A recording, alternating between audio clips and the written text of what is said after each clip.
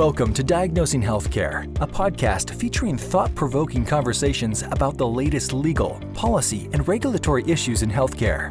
While these issues may seem like hurdles, we'll also look at the business opportunities and solutions that exist. Diagnosing Healthcare is brought to you by the healthcare lawyers at Epstein Becker Green, a leading law firm that has more than 40 years' experience serving clients in the healthcare industry nationwide. Today on Diagnosing Healthcare, we discuss the No Surprises Act and some initial considerations for plans and providers. Hello and welcome. This is Alexis Boaz hosting an episode of Diagnosing Healthcare. I'm an attorney in Epstein Becker Green's Healthcare and Life Sciences practice based out of our Washington, D.C. office. Following months of congressional negotiations, on December 27, 2020, President Trump signed into law the No Surprises Act as part of the $2.3 billion Consolidated Appropriations Act. Since its enactment, the Biden administration has issued its first interim final rule of the series expected to be released to implement the No Surprises Act, which will go into effect on January 1st, 2022. While the law aims to protect patients from surprise billing, which we will define, the law will also impose significant burdens on plans, providers, and facilities seeking to comply with the law. Significantly, based on statements in the first interim final rule issued by the Biden administration, regulations to implement parts of the rule may not even be issued prior to January 1st. On today's show, we're going to talk about how the No Surprises Act works and key considerations providers, facilities, and plans should consider as they attempt to implement the law's various requirements. If you like what you hear today, please subscribe to the show.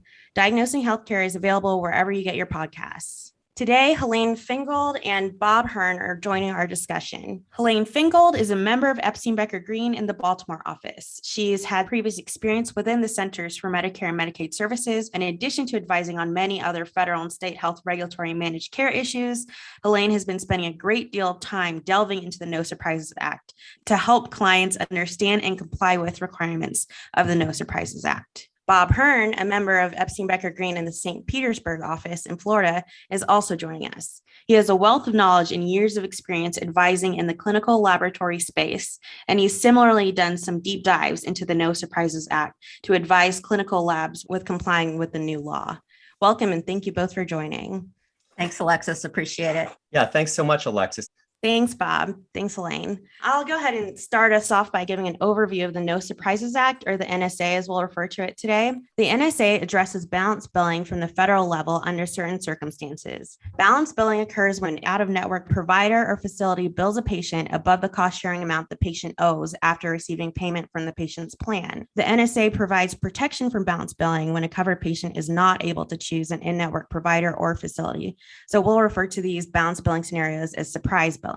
The NSA will prohibit out-of-network providers and facilities from balance billing covered patients above their in-network cost-sharing amounts for emergency services. Similarly, the NSA will also prohibit out-of-network providers from balance billing covered patients who are receiving non-emergency services at in-network facilities. To be considered protected items and services under the NSA, the items or services would have had to occur during a visit for emergency services at a hospital emergency department or independent freestanding emergency department.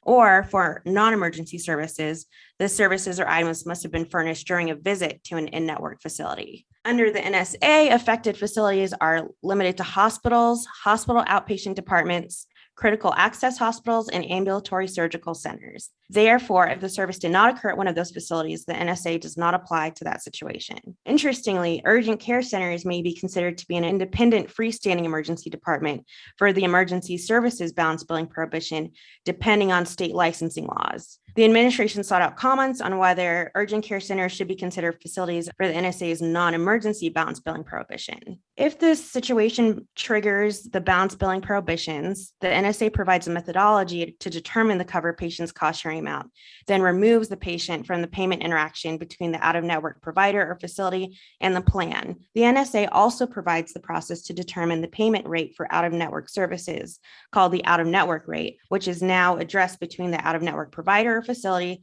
and the patient's plan. While some states have methodologies that may continue to apply to determine out-of-network payment amount, which we'll cover later in this episode, under the NSA, the out-of-network payment amount will either be the amount that the plan sends to the provider as its initial payment, the amount the provider and the plan reach agreement on through negotiation, or if all else fails, the amount as determined under independent dispute resolution procedures. It's important to understand what I mean by covered patient and plan. The NSA is federal level legislation that applies to a broad range of plans.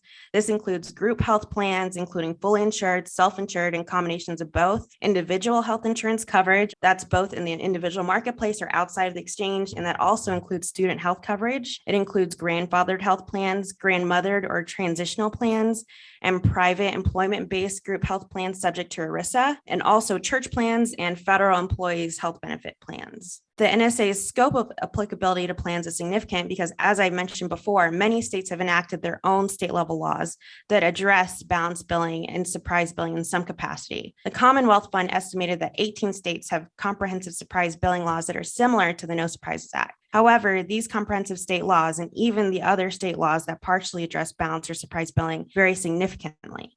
For example, state laws may handle determining the out-of-network payment amount, how the state defines surprise and balance billing, such as the types of services they include, and whether or not they'll allow patients to consent to being balance billed in certain situations. Some states also have their own surprise billing rights and good faith price estimate disclosure requirements. However, because the states may only regulate certain types of plans such as those regulated by ERISA, were not subject to state level surprise billing laws unless a plan decided to opt into the framework if allowed by the state law.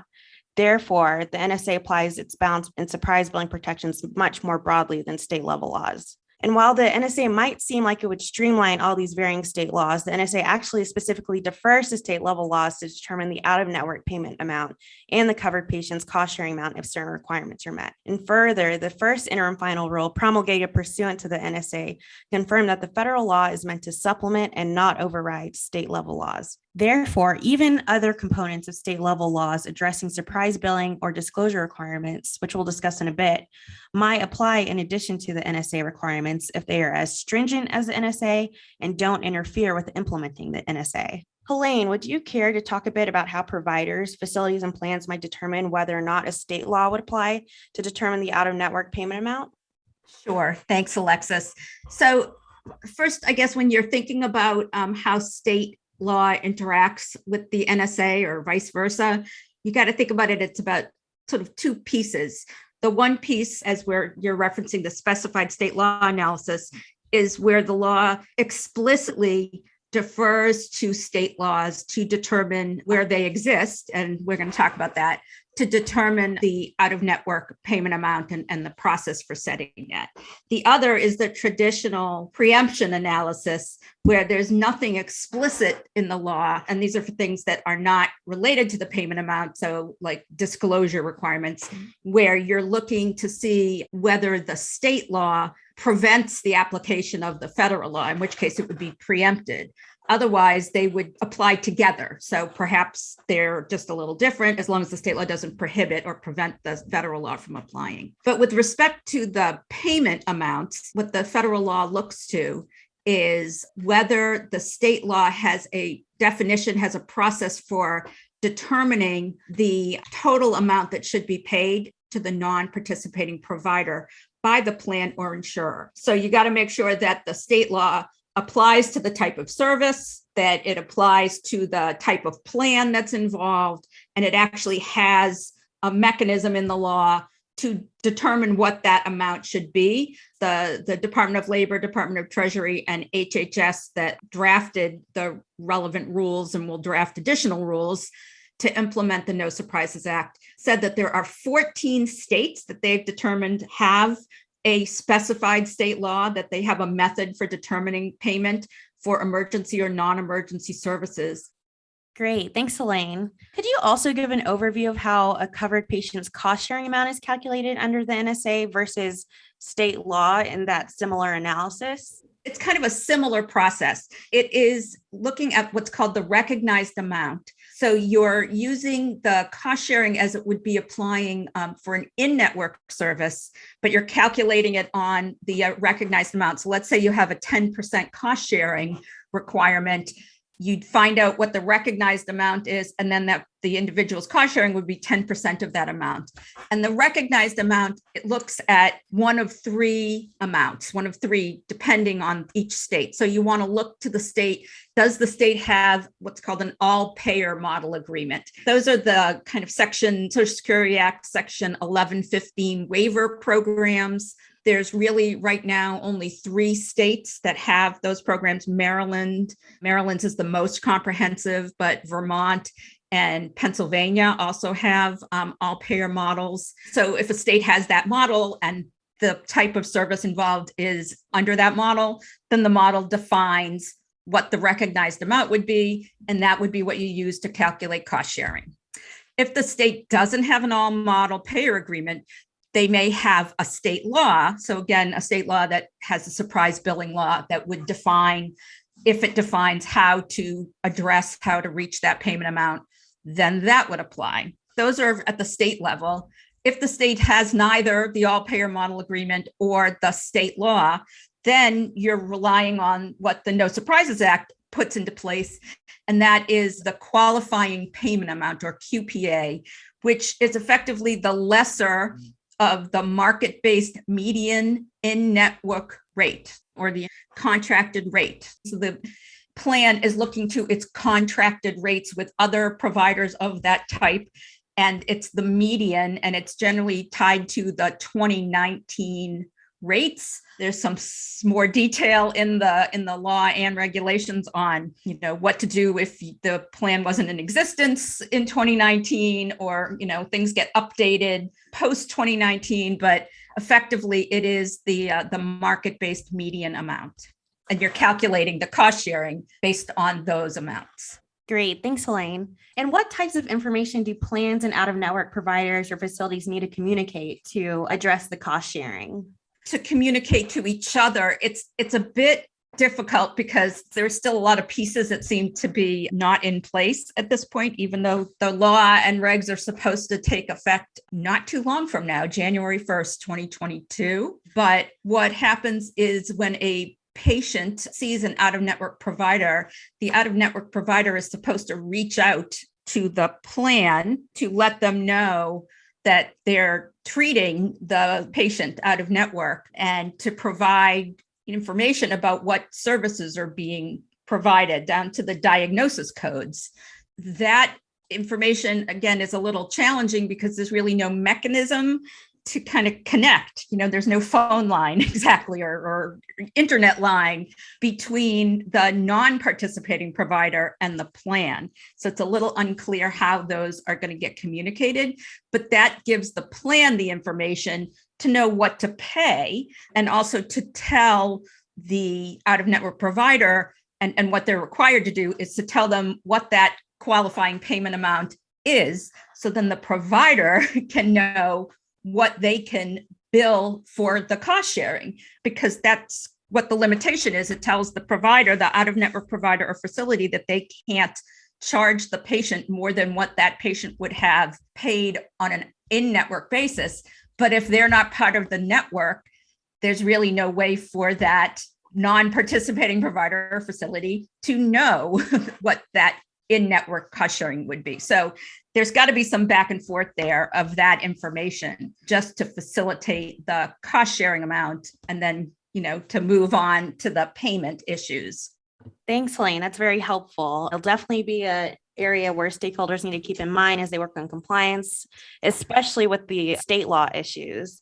And they should also remember to keep up with their laws and guidance from their states to see how that might impact how they implement the NSA. And stakeholders will also need to work on communicating information, particularly to meet the disclosure and transparency requirements, like you mentioned, and we'll discuss a little bit more later. Another key area where the issue of state law versus federal law arises is in the notice and consent exception.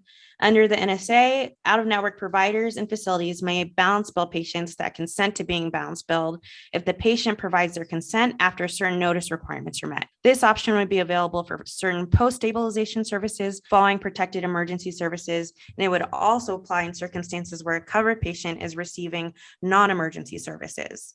The NSA lays out the requirements for providers and facilities to provide the notice, and certain requirements for the notice to be valid under the NSA. Significantly, many states with state-level surprise or balance billing laws also have their own notice and consent exceptions. However, one area where the NSA is different would be in its treatment of ancillary services. Bob, would you mind telling us a bit more about the notice and consent requirement under the NSA?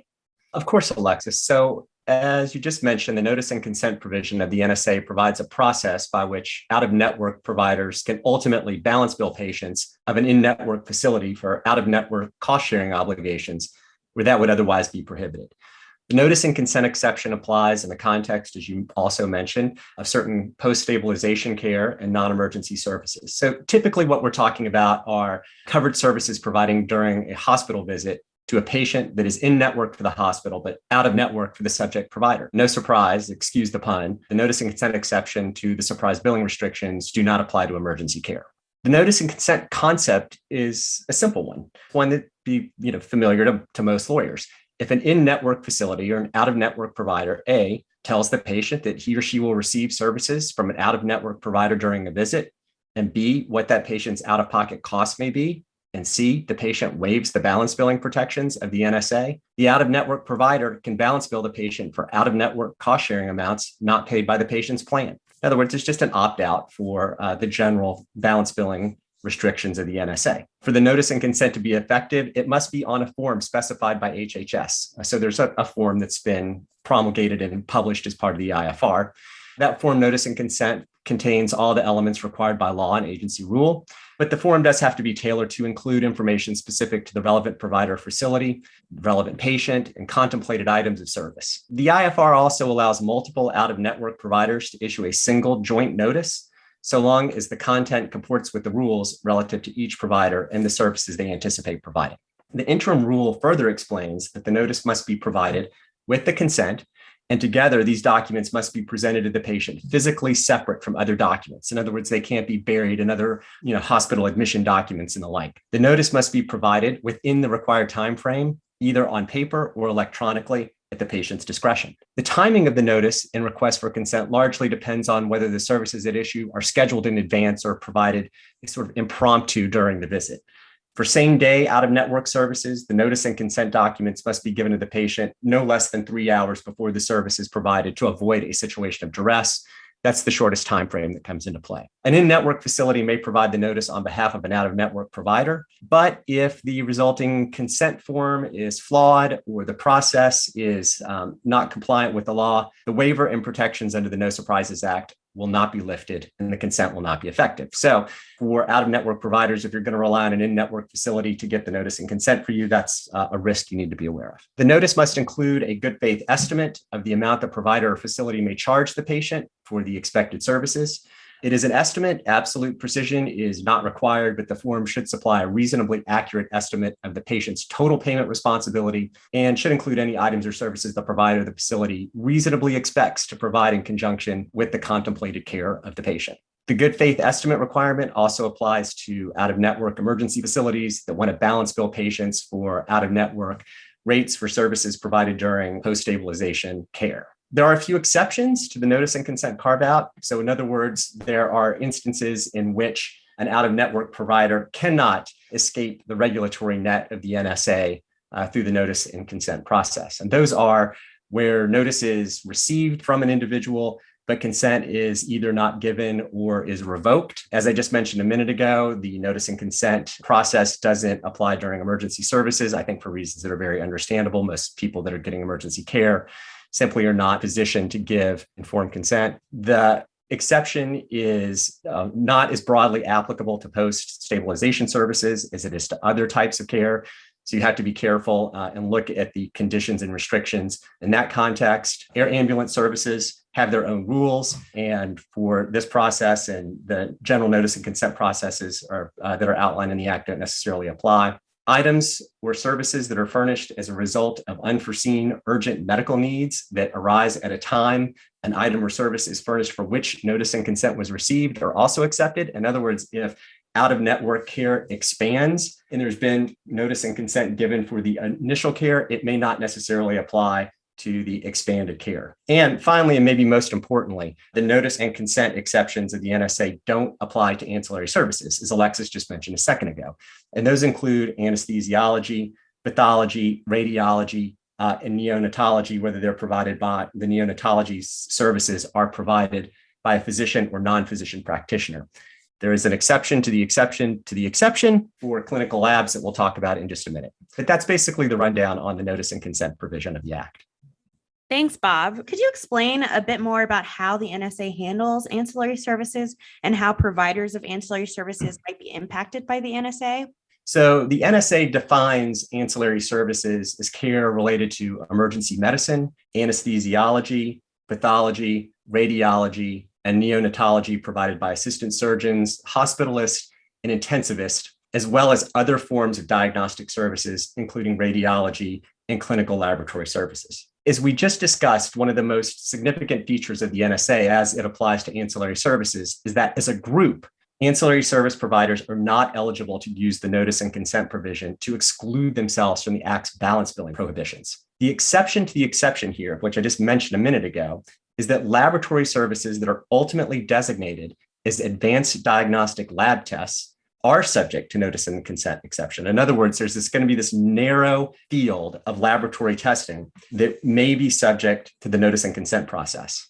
In the first IFR, the agencies didn't identify any specific, what I'll call ADLTs for the purposes of the No Surprises Act.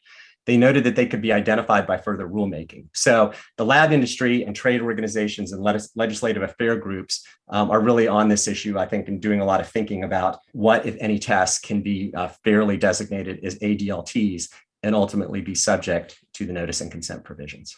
With regard to the NSA's trigger or gating issues for ancillary service providers, I think this group of providers should be particularly mindful about whether they truly bill OON patients, out-of-network patients, who are treated in a care context that ever results in balance billing. For instance, emergency or hospital in and outpatient centers. Specifically, many ancillary service providers tend to have contractual relationships with facility-based providers and bill the facility at a flat rate for their service, regardless of whether the patient is insured, in-network, or out-of-network.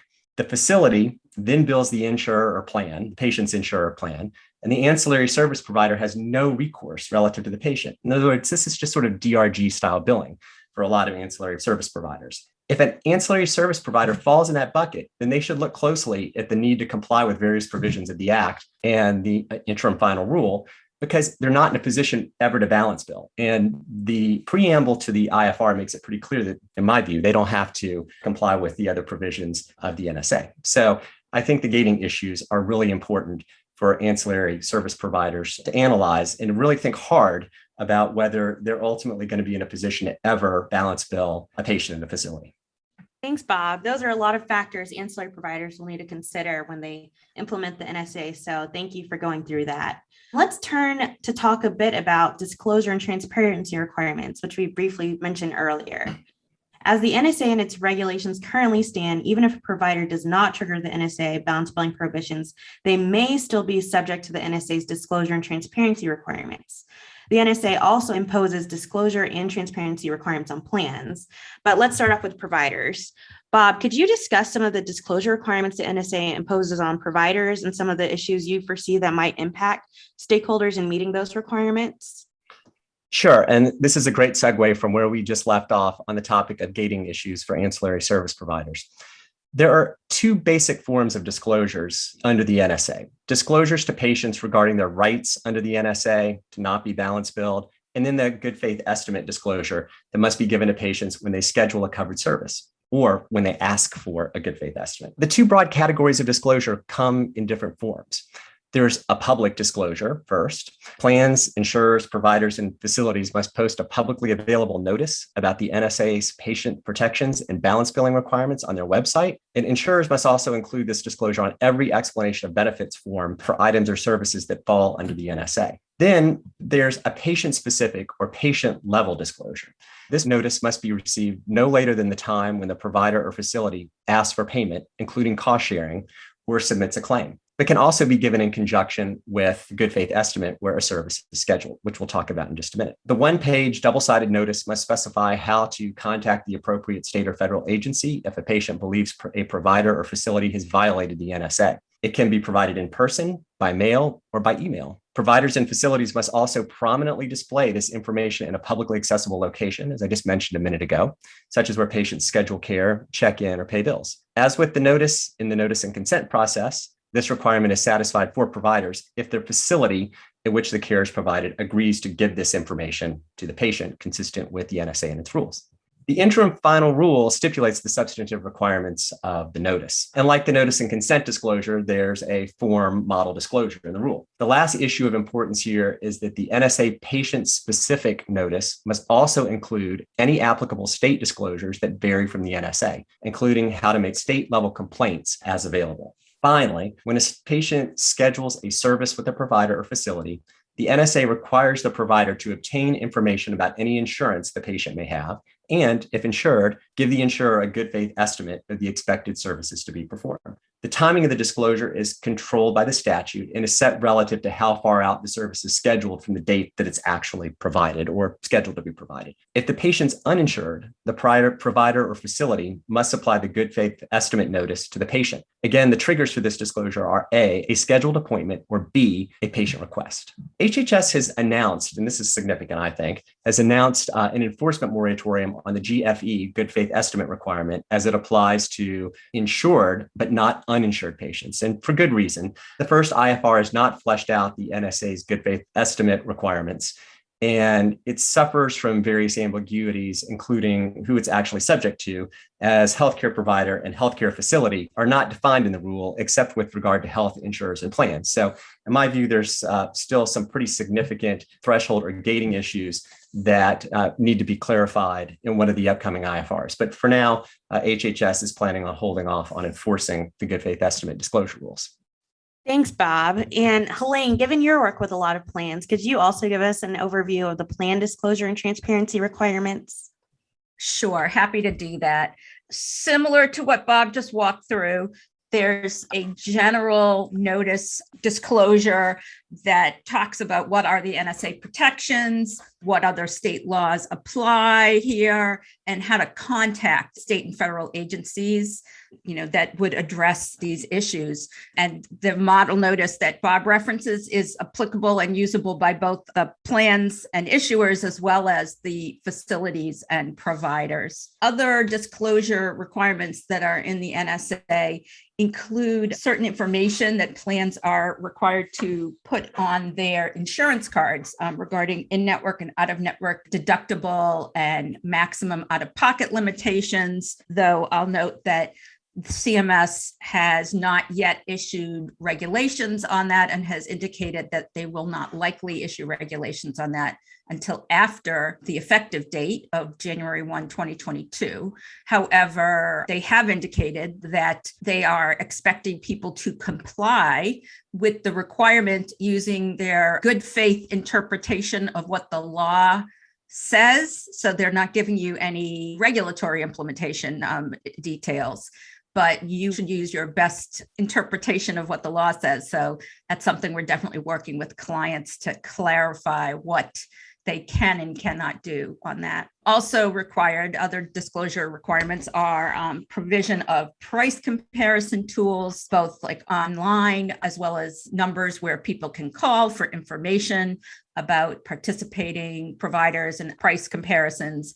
There's a requirement to maintain an up-to-date directory of in-network providers. And, you got to think about this all as trying to make sure people are informed about what's the implication of going out of network, who is out of network and in network, right? To make sure people understand where they're going and what the implication is for going out of network. Other disclosure requirements are the advanced explanation of benefits for scheduled services, which is kind of what it says, right? An explanation of benefits, which is normally something that comes after a service is provided. This would be in advance of the service. Once a service is scheduled and the provider or facility informs the plan of the scheduled service, then the plan would issue this advanced EOB to give people information about what their expected cost sharing would be, whether the provider they've scheduled with is in fact in or out of network.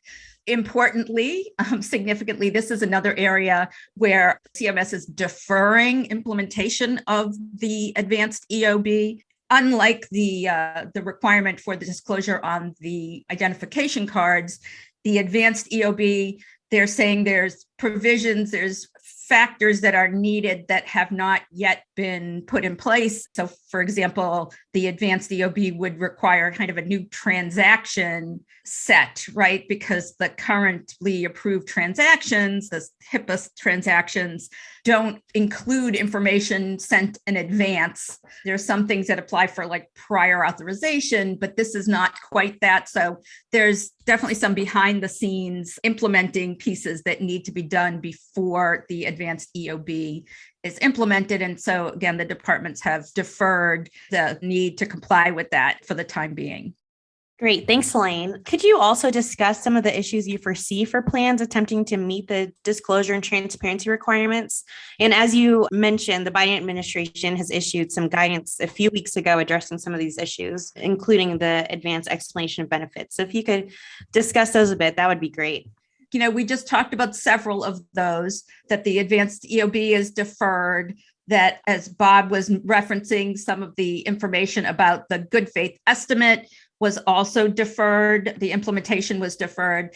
And then certain aspects like the information on the ID card, while there's no implementing regulations yet and guidance hasn't been issued, the departments are expecting people to use a good faith interpretation of the statutory provisions to move forward with those. So there's kind of a patchwork of whether things apply or not. And if they apply, how are you interpreting? So we're continuing to watch. There was a reg that just came out last week that talks primarily about reporting largely around air ambulance costs, but also addressed within that regulation is information on enforcement and how enforcement would be handled for both plans and issuers as well as providers and facilities. It does rely on the enforcement approach that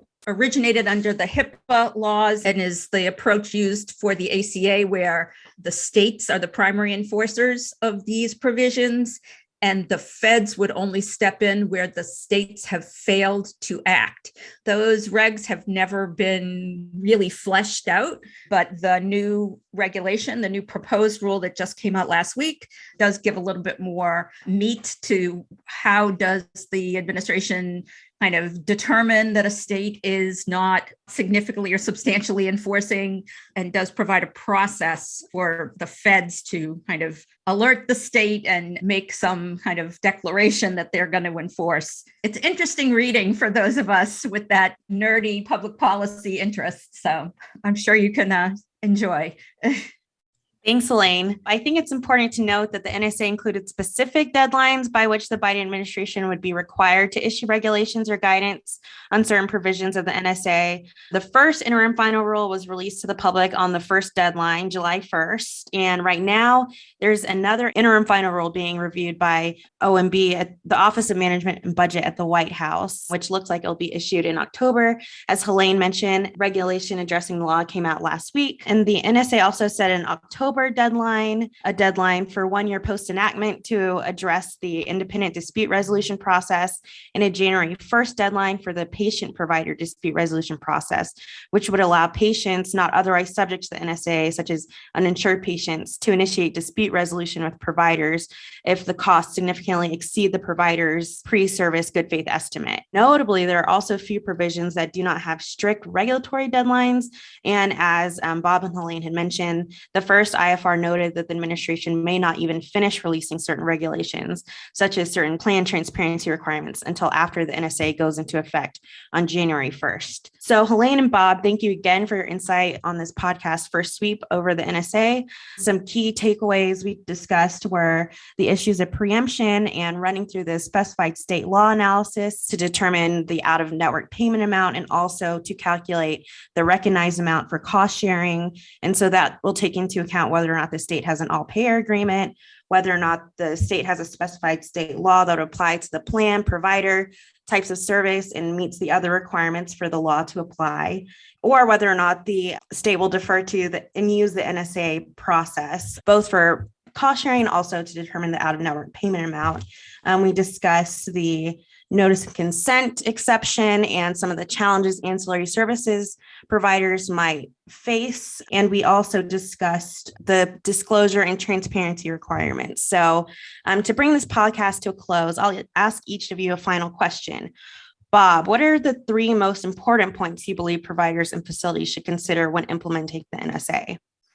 Yeah, so my big three takeaways are these. One, if you are a provider or a facility and you are not working on setting up a detailed, operationalized compliance program with the NSA, you should start. It's difficult enough to understand the law in the abstract, but it's definitely time to take the abstract understanding of the law and look at how it's going to affect your operations and when it's going to affect your operations. Number two, pay close attention to the gating or threshold issues that control the NSA's applicability to your operations when you're performing this analysis, especially you ancillary service providers that have contracts with facility-based providers that don't allow balance billing for patients. Be mindful of what this act is about. It's about controlling balance billing, out-of-network balance billing for patients that don't have a choice between an out-of-network provider or an in-network provider. Make sure that you understand whether you fall into that particular type of context when you're considering whether the NSA applies to you or not.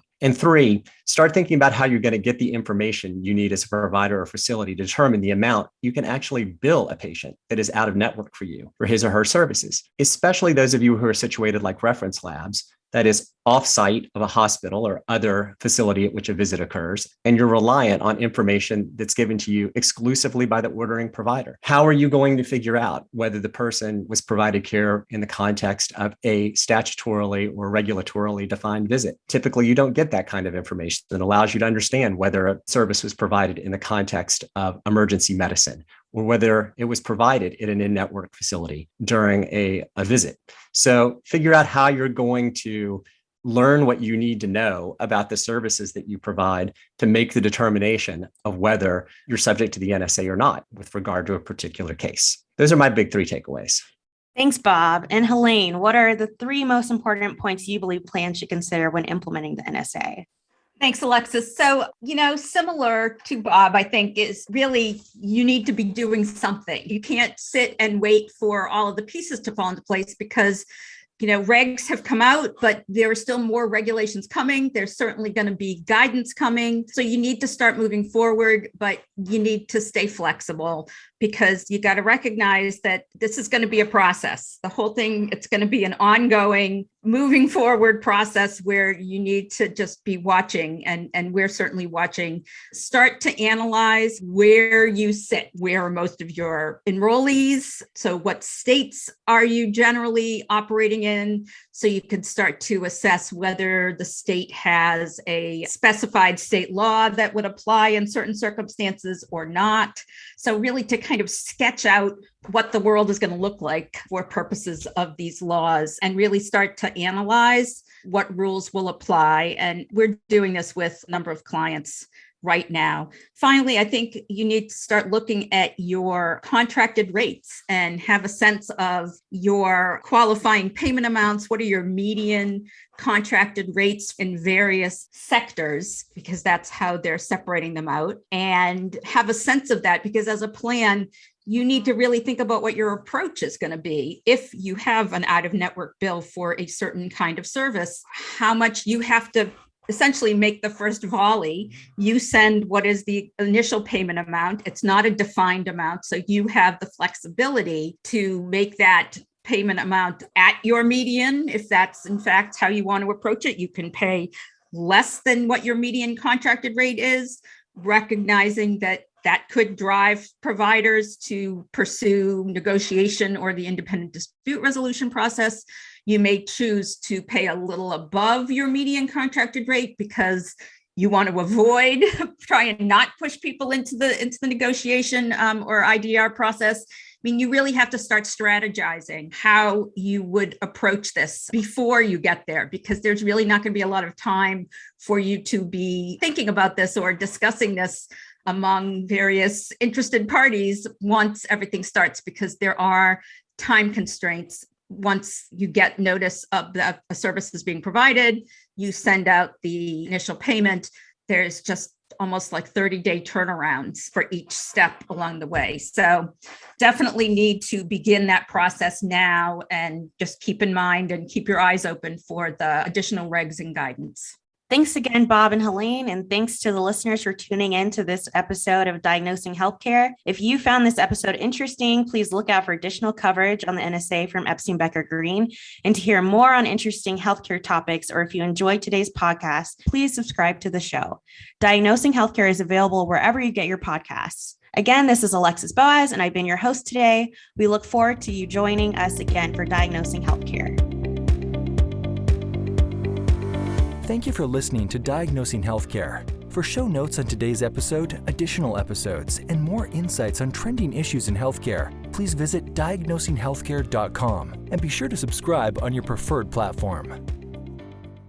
The Employment Law This Week and Diagnosing Healthcare podcasts are presented by Epstein Becker Green, PC. All rights are reserved. This audio recording includes information about legal issues and legal developments. Such materials are for informational purposes only and may not reflect the most current legal developments. These informational materials are not intended and should not be taken as legal advice on any particular set of facts or circumstances, and these materials are not a substitute for the advice of competent counsel. The content reflects the personal views and opinions of the participants. No attorney-client relationship has been created by this audio recording. This audio recording may be considered attorney advertising in some jurisdictions under the applicable law and ethical rules. The determination of the need for legal services and the choice of a lawyer are extremely important decisions and should not be based solely upon advertisements or self-proclaimed expertise. No representation is made that the quality of the legal services to be performed is greater than the quality of legal services performed by other lawyers.